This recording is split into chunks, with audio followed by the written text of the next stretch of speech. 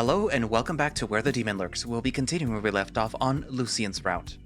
So, if last you remember, what did they do? I forget.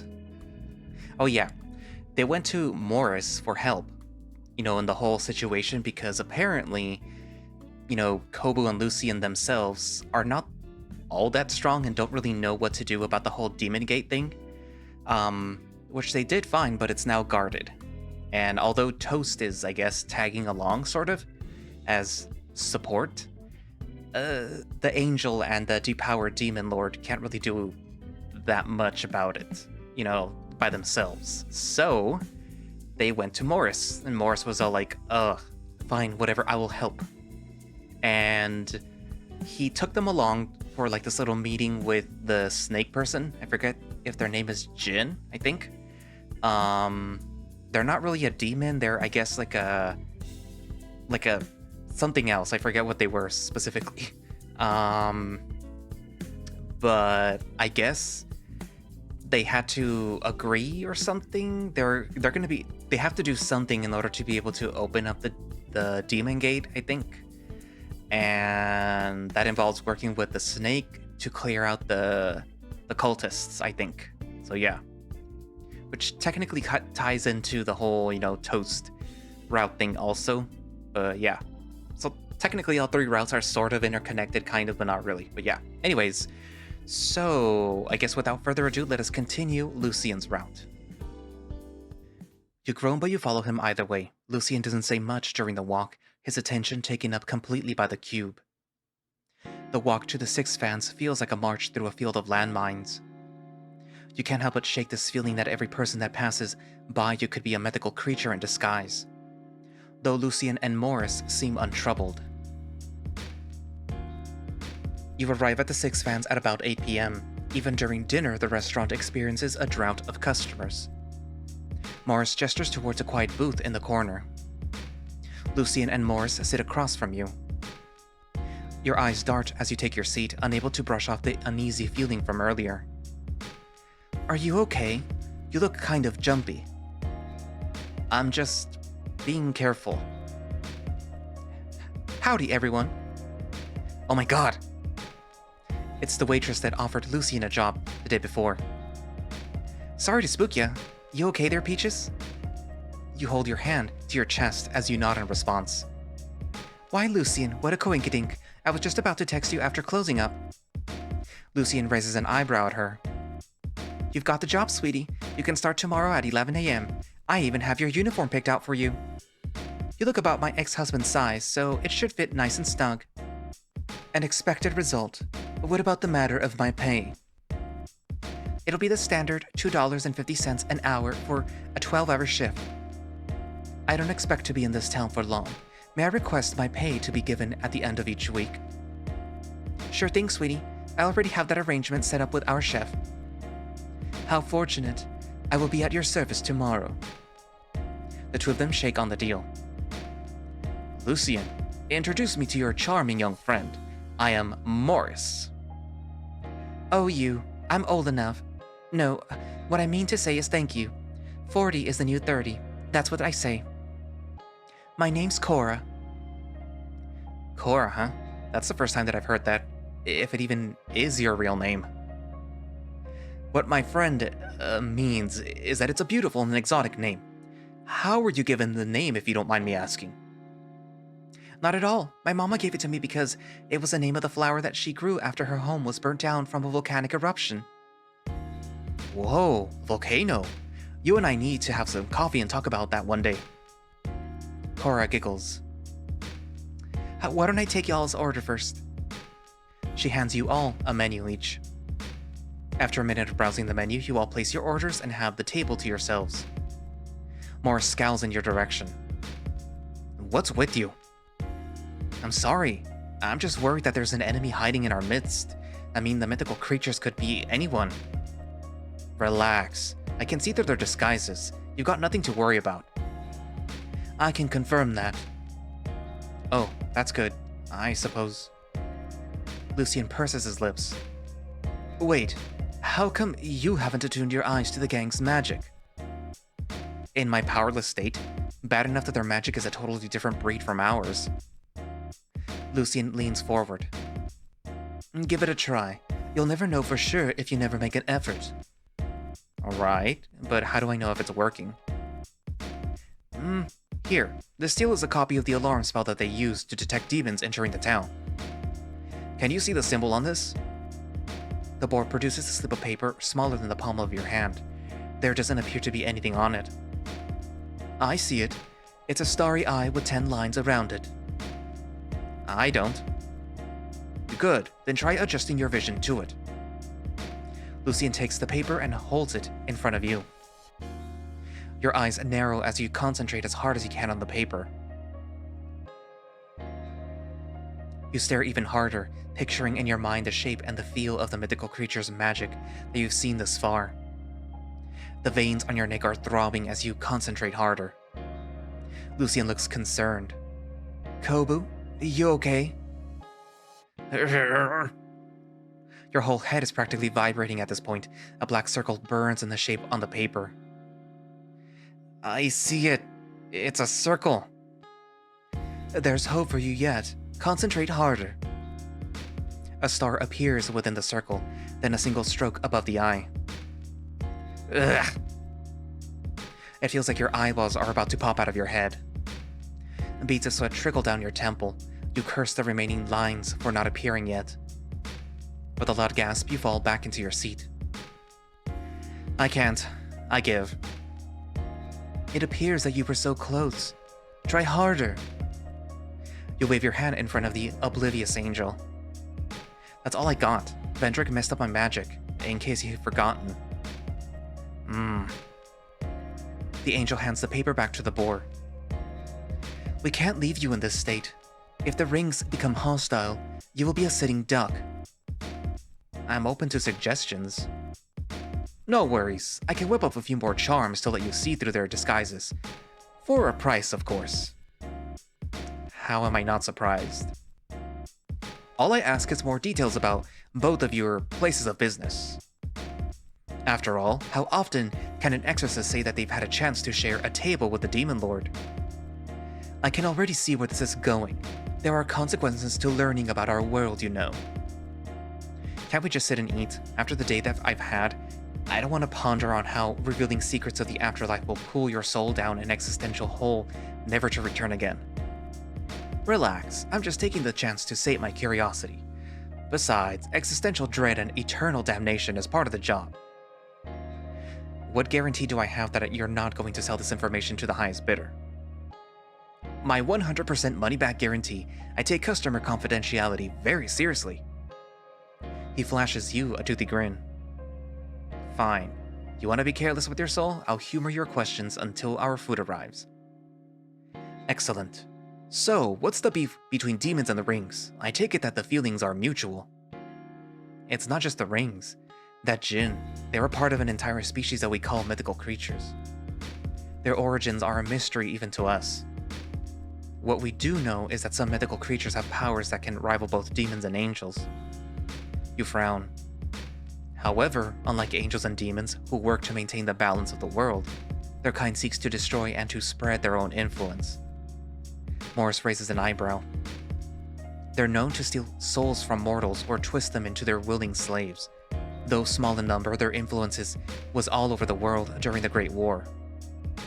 Then what happened? Well, my dad came into the scene. He performed a powerful spell never to be seen before, and poof, they were gone. By poof you mean... He eradicated them, or so I thought. Some must have fallen through the cracks and have reorganized themselves.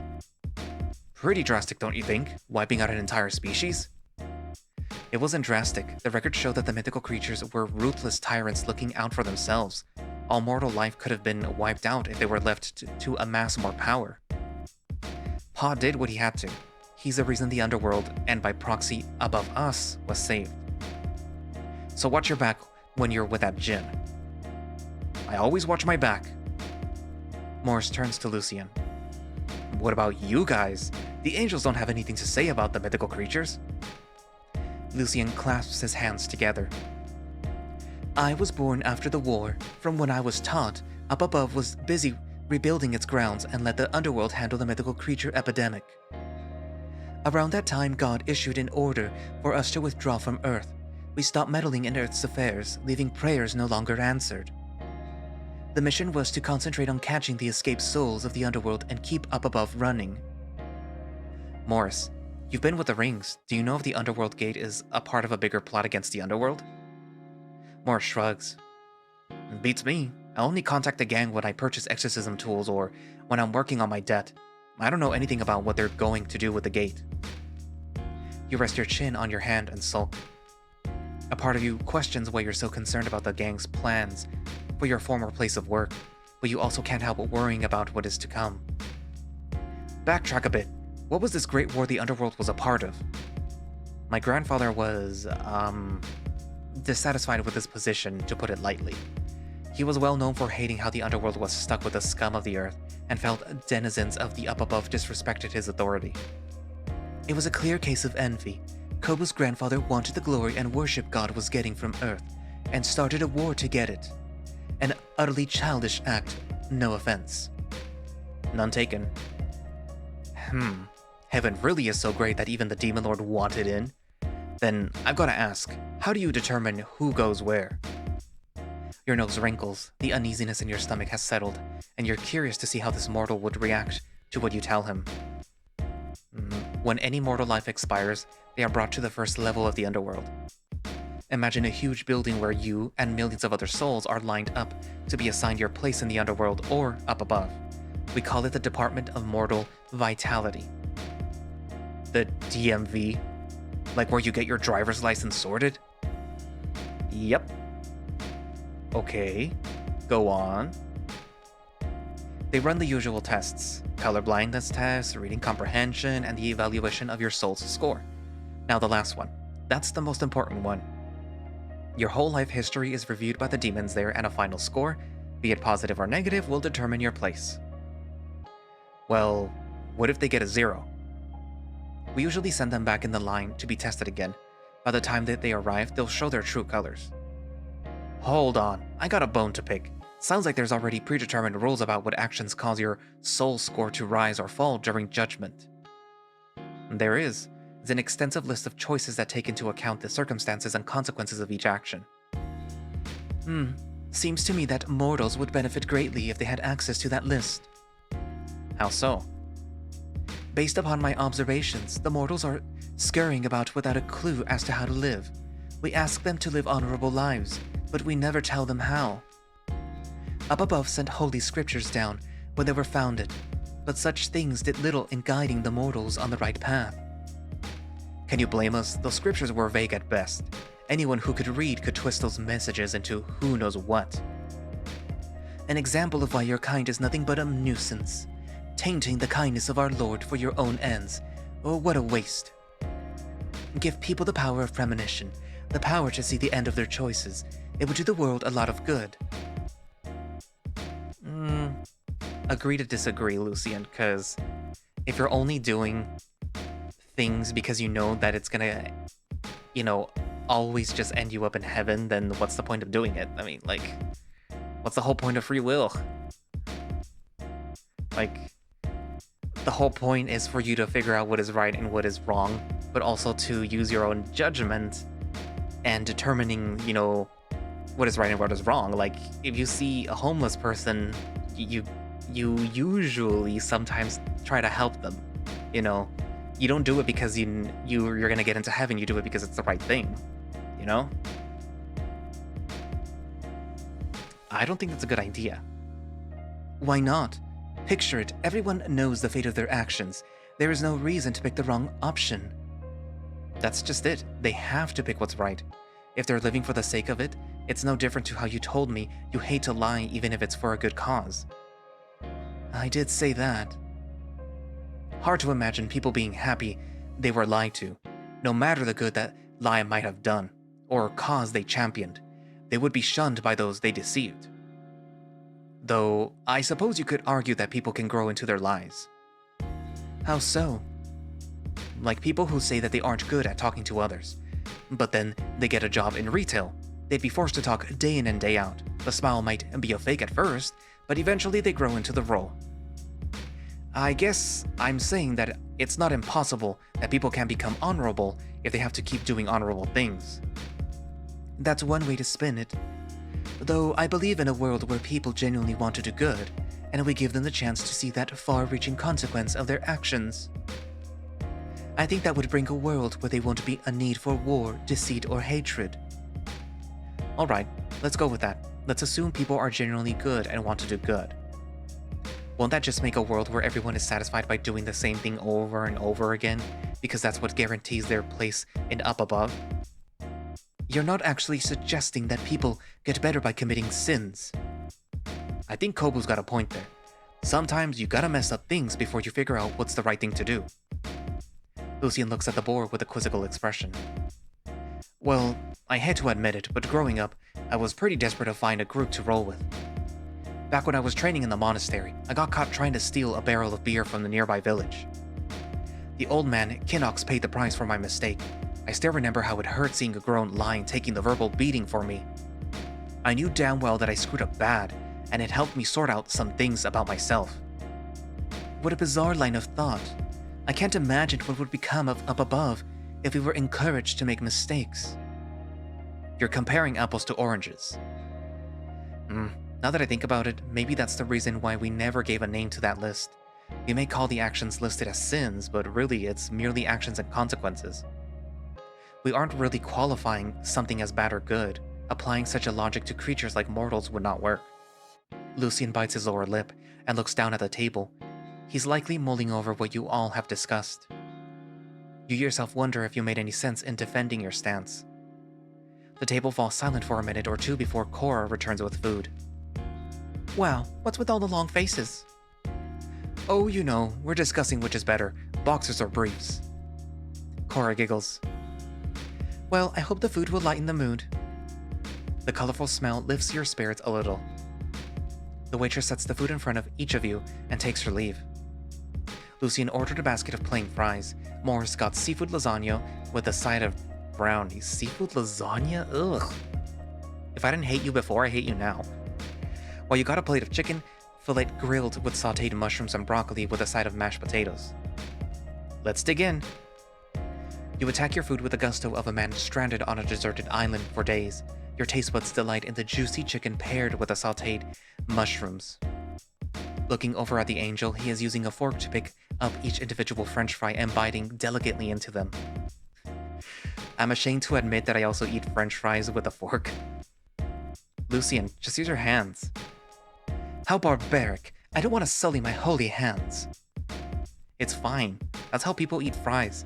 Plus it tastes so good when you get to lick the salt off of your fingers. Lucian's eyes narrow. That sounds like a recipe for an upset stomach. But don't worry about it. Here, I'll show you. You attempt to reach for Lucian's fries, but he pulls the basket away. This is mine. I believe it's a mortal custom to exchange pieces of food that is equivalent in this situation. Fine. I'll trade you my broccoli. You just want to get rid of your vegetables, don't you? Lucian, I would never. Then I'll let you have a fry if you eat that vegetable. Moris, you want to trade a brownie for my broccoli? Moris blinks twice in your direction before quickly stuffing all of his brownies into his mouth. Moris! Face the facts, Kobu. You're stuck with that little green tree. Lucian digs his fork into his basket again and pulls out a broccoli floret. You wiggle the fry that you switched when Lucian wasn't looking and bite into it. What? That is foul play, you demon! Not my fault that you weren't paying attention. All's fair in love and food, Lucian. Smooth. You might do good at the casino. Don't encourage him. The rest of your dinner continues on with you and Lucian passing the broccoli back and forth. In the end, it was never eaten. After dinner, the three of you get ready to part ways. I don't know about you two, but I'm stuffed. Yeah, that dinner was worth it. Wait a minute. I got so swept up in your questions that I didn't ask you anything about the gang. You snooze, you lose, champ. Your right eye twitches as you frown. Don't worry, you'll get your chance to ask me all you want after we meet again. Stay focused on the task at hand. Rolling your eyes, you half-heartedly accept the exorcist's reply. Well, I'll head back home. Tomorrow, I'll get started on dealing with the demon. Be careful, there's no telling what they are capable of. I'd worry more about how you two are going to take down the cult leader. We'll figure out something. I've got Lucian by my side. That goes without saying. Also, Moris, would you mind lending me one of those mythical creature seals?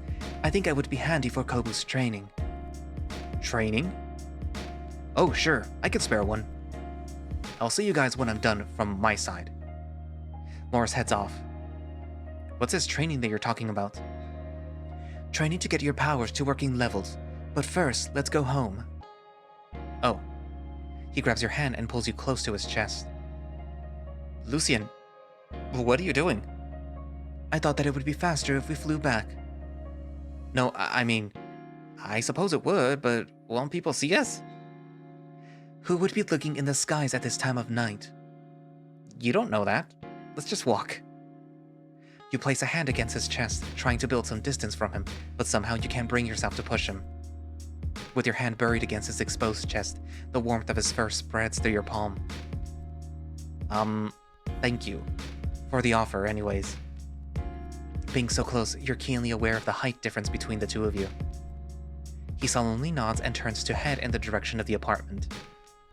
Your cheeks feel warm as you follow from behind. All is silent while the two of you walk beside each other. You steal glances at the angel. Your thoughts would not leave you alone. He was pretty helpful today. Maybe I should tell him that?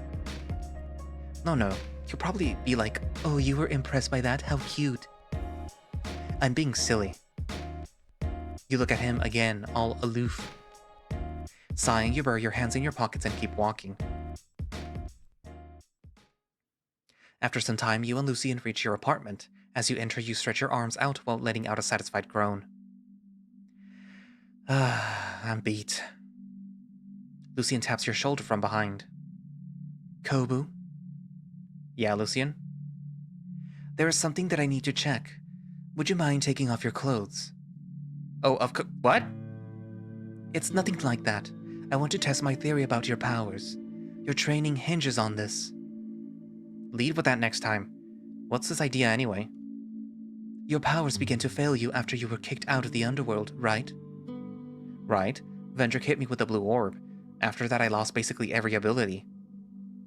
There must be still some remnants of the powers in you. After all, you can still see demonic and angel magic. I mean, I lost pressure among other things. I can open some portals, but they're not stable. Then I want to find where your source of power lies inside of you. Maybe if I can dig deep enough, I can free it. Healing is a specialty of angels. I guess it's worth a try, but do I really need to get naked? Your underwear will suffice, Kobu. It's easier for me to trace magic with fur-on-fur contact. Sure it is. Lucian, if you ever want to have a piece of this, you can just say so. You chuckle as you raise your arms behind your head and shake your hips. You notice I'm staring at your bare chest. Now that I see you and smell you, would you mind taking a shower before we start? Later. Let's get this over with. The angel closes his eyes and takes a deep breath. He is bracing himself or having second thoughts. Fine. Get on the bed. That's what he said. You dive blindly onto your unkept mattress like a seasoned pro. He who? And honestly, I don't know. It just felt like something that I should say at the time. Lucian gets on all fours as he crawls on top of you. Your eyes widen as you take in the sight of the angel's piercing blue eyes. A tingling sensation spreads from your chest and slowly up your face. He bends down, your snout almost touching one another. Just breathe and I'll find your spot. You chuckle. You have no idea how dirty that sounds. The angel presses his cold nose against your chest and sniffs your mane.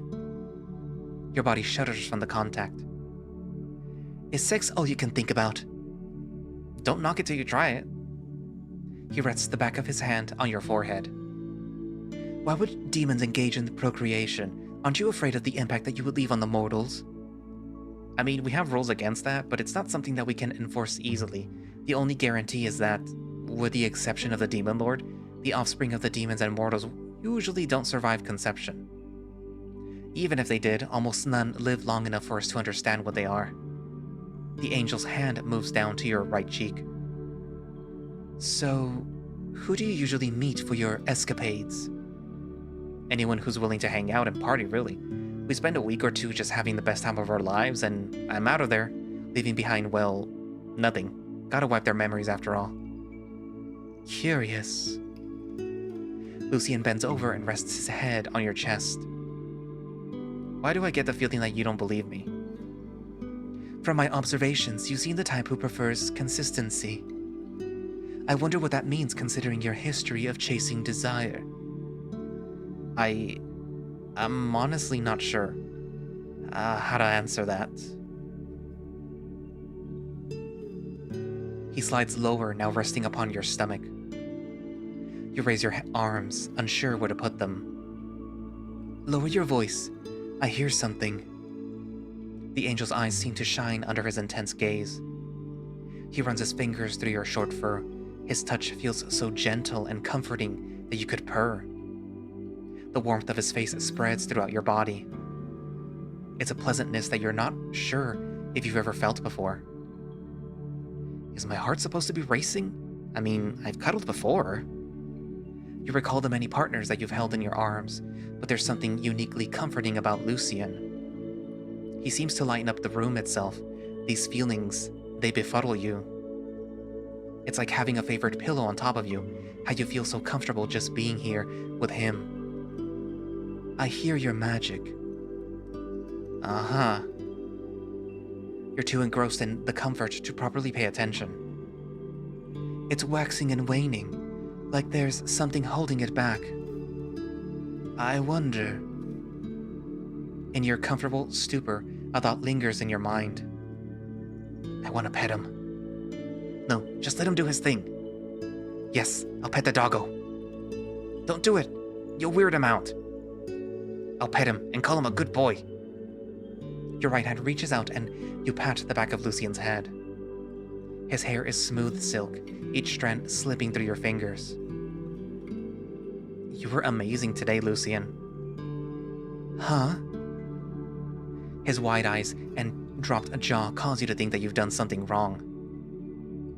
I'm sorry, I couldn't help myself. No.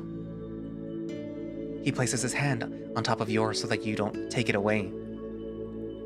I was just surprised. It feels pleasant. You may continue. Please. Your face turns some shade of red as you nod back to the angel. You continue to pat the golden bundle lying on top of you. His tail thumps against the bed. You've never been touched like this before? No. It's always been my wish that God would pet me and tell me that I did good, though. Does Gary really give that good pats? You continue by scratching behind his ear. Lucian pants a little and smiles. It's more than that. It's about being acknowledged by perfection, by our Creator. I suppose Gary is like a father to you, angels. At least in my eyes. He does so much for up above, and we all strive to make him proud. A realm full of classy angels like you, no wonder Earth or the Underworld can't compare to that. Up above is the crowning jewel of all life, the nirvana all are in search for. What is it like to be a part of that? It can feel like you're a tiny piece amongst a sea of stars. That sounds kind of overwhelming, to be honest. His grip on your fur tightens. Sometimes it is. Lucian? It's nothing, just a passing thought. So you were saying, you're helping me to get Gary to praise you? It's my wish that he would see me amongst the crowd. Well, I see you. You both stop talking and stare into each other's eyes. Oh, thank you. Your heartbeat pounds loudly in your ears. I see you too, Kobu. I think we could move on to the next stage. Right, we're doing that stuff, yes. You sit up while Lucian is on his knees, avoiding your gaze. I don't know how to undo the spell that's weakened you, but perhaps I can share with you some of my powers. At least enough for you to start being useful in battle. You're talking about mixing angelic and demonic magic together? Is there something weird that's going to happen? I doubt it. I've read that it has happened before. At most, it's a temporary solution. Just trust me. I do trust you. So, how are we doing this? For this, I need to be in contact with you. Close your eyes. As you close your eyes, you feel the angel's hand holding onto your hips and his forehead touching yours. His voice falls to a soft whisper. Don't fight it. Just let me in. You feel the warmth of his breath against your lips. Nothing happens at first. Heat begins to build from your sides, like dipping your body into a hot spring. The temperature escalates as seconds tick by. A bright flash of light envelops your mind. Your entire body stiffens as energy courses inside of you. Lucian. That voice. Gary? The voice echoes in your mind. You realize it's not real. Your name will be Lucian. May you be a bright light to our guests as per your namesake. What is this? Look, I've managed to conjure a feather. Lucian? No, this isn't really him.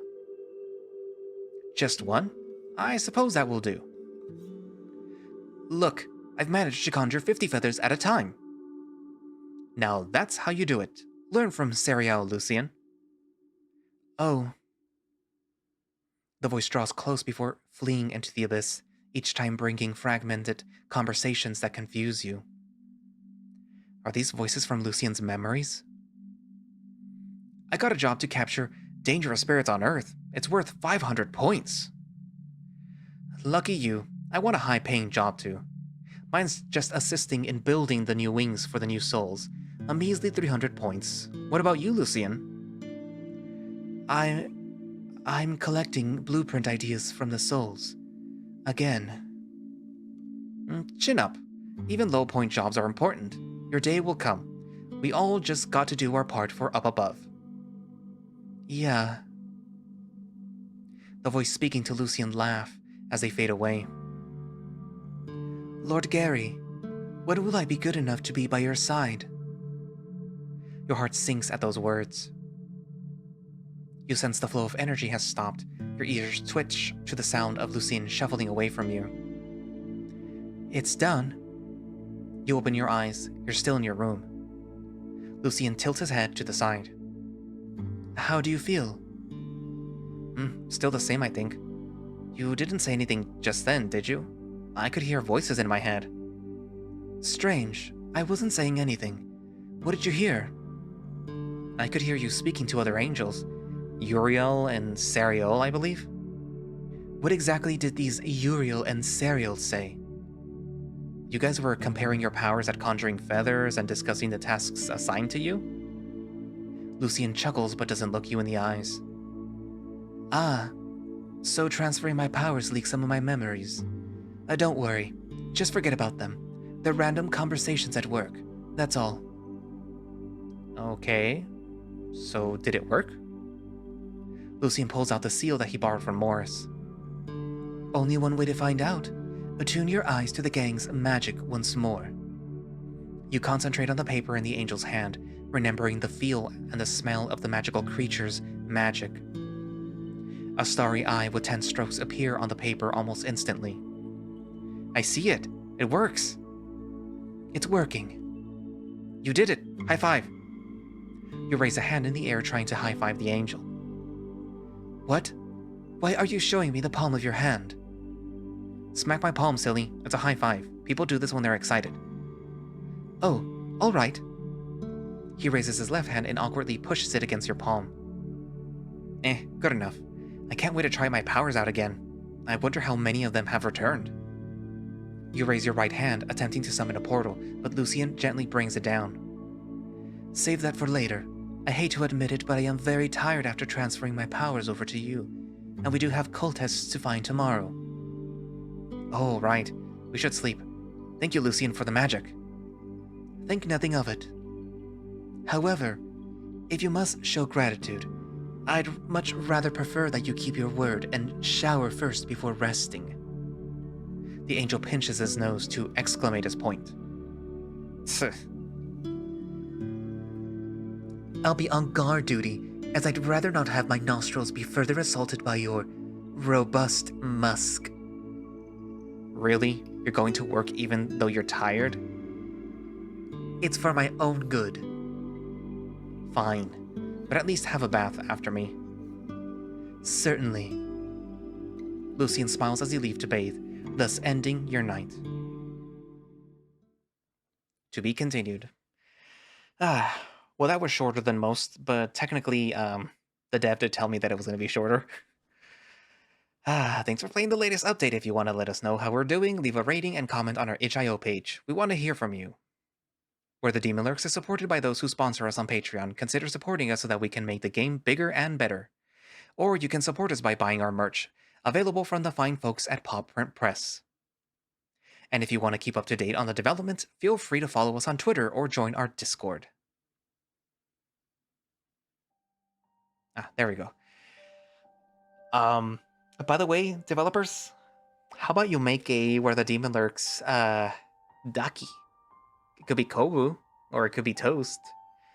I guess Moris could do, or Lucian. Or Fortis.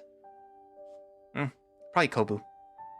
Anyways, but yeah, so as you heard, that they do have merch. Right now they have some keychains.